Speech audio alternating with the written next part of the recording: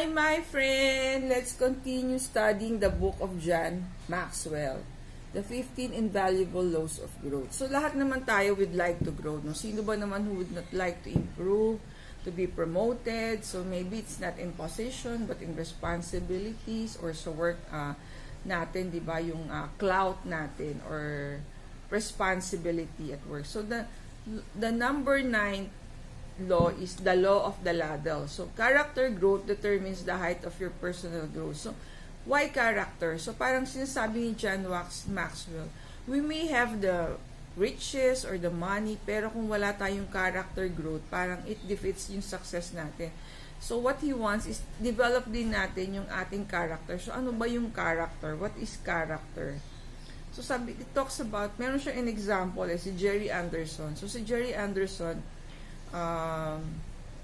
so parang naging good friend niya, pero he started selling yung first business venture niya is on mga Japanese precision tools, no, but yun, that time daw yung made in Japan does not leave it to its name, parang hindi siya of quality pa at that time. That's in the 70s, no. So, kumbaga, nag-fail yung business ni Mr. Jerry Anderson, no? Then, he went to another business. It's a real estate magazine. So, ganun pa rin nangyari. Nag-fail pa rin siya. Then, he went to another business. Pero, nag-fail pa rin siya. So, doon niya na-meet itong si John. So, yung ano niya is, sabi niya, doon sa kanyang business, he practices yung values and principles. So, what's values and principles? So, binigyan siya ni John ba yung apelido niya? So, John, hindi si John Maxwell John's Rock, no? So, binigyan siya ng Book of Proverbs. Sabi niya, yun yung inaano niya kung bakit successful ang business niya. Binigay niya yung kay Jerry, no? So, to be a success, think like a success. So, parang with values and principles. So, ginamit niya yon. Then, he went to Ohio. So, ginamit niya yung principles dun sa Book of Proverbs na binigay ni John's Rock sa kanya. So, naging successful yung business niya.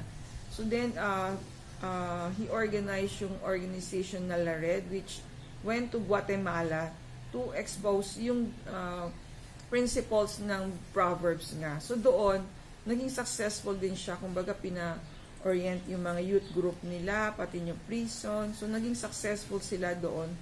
Exposing yung values and principles.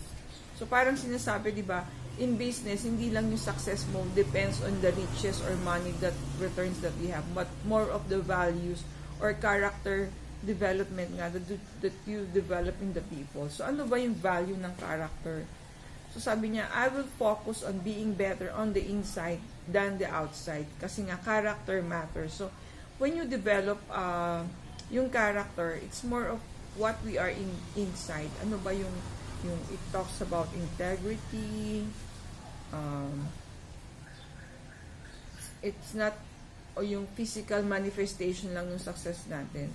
Our reputation comes from what others believe about our outside. Our character represents who we are on the inside. And the good news that if you're focused on being better on the inside, then on the side, over time, you will become also better on the outside. So, parang, kung dinevelop daw natin yung inside character natin, eventually, it will go out on our outside character.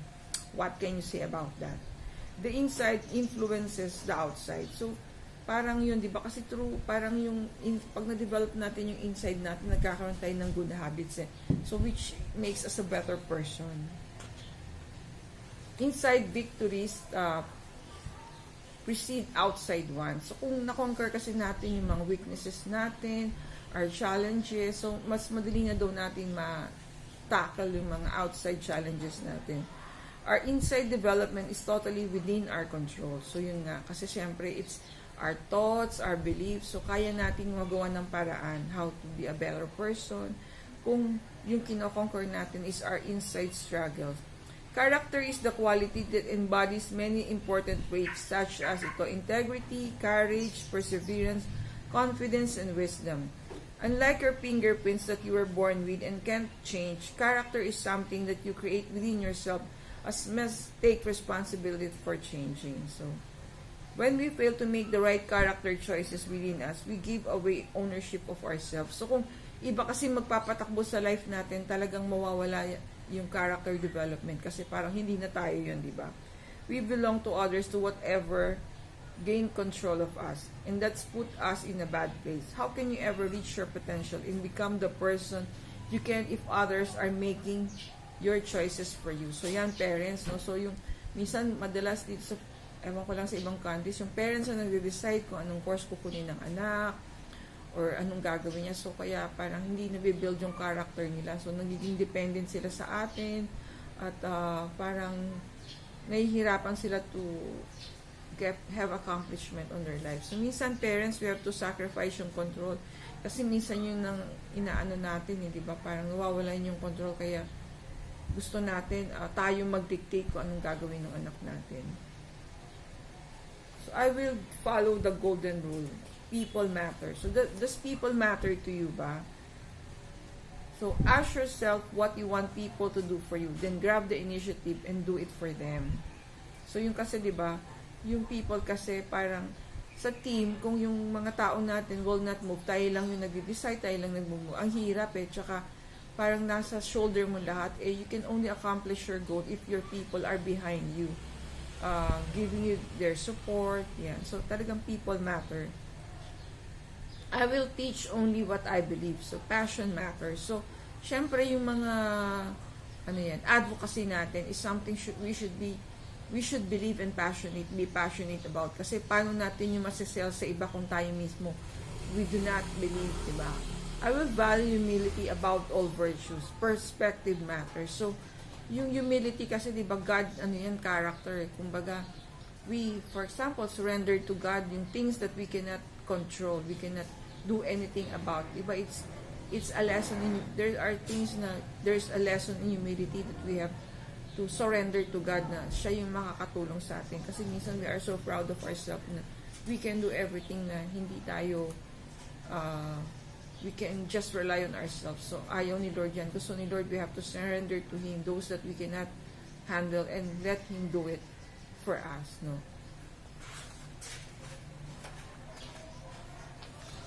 Remember the big picture. So yung big picture kasi, ano ba yung location ng ating goal, saan ba tayo papunta, diba?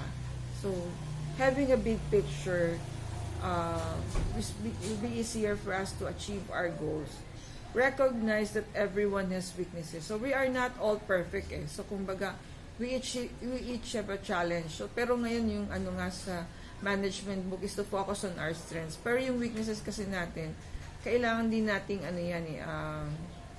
to face and accept para hindi rin maging hindrance sa ating mga daily activities. Be teachable, yan. So, parang humility din yan, di ba? Yung accepting that others are greater or more knowledgeable or more competent than us. So, we have to learn from them. Be willing to serve others. Yung sabi ko nga, a team is not a team without your team members. So, leader ka man, you still have to need your team members to accomplish your goal. Be grateful yan. Yan, di ba? Parang the parable of the 10 lepers.